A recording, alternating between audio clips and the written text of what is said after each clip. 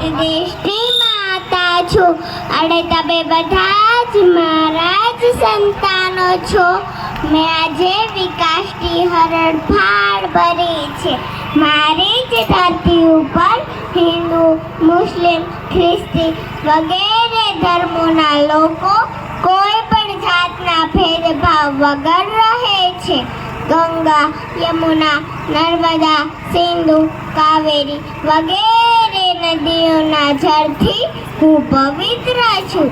મારા જ એક પુત્રએ મને અંગ્રેજોની ગુલામીમાંથી મુક્ત કરી છે, અને તે હતા મોહનચંદ કરમચંદ ગાંધી.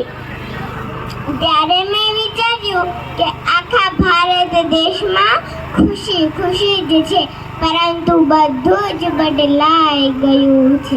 જ્યાં જુઓ ત્યાં હિંસા અને ભ્રષ્ટાચાર જેવા દૂષણો વધી ગયા છે.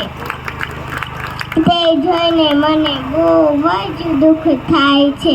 કેટલાક લોકો તો મને ચોખ્ખી પણ નથી રાખતા.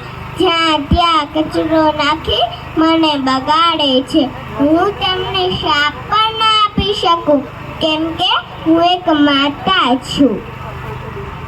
હે મારા વહાલા બાળકો, ઉઠો, જાગો અને દેશની પ્રગતિ કરો. દેશનું નામ એટલે કે મારું જ નામ રોશન કરો. જય હિન્દ, જય ભારત.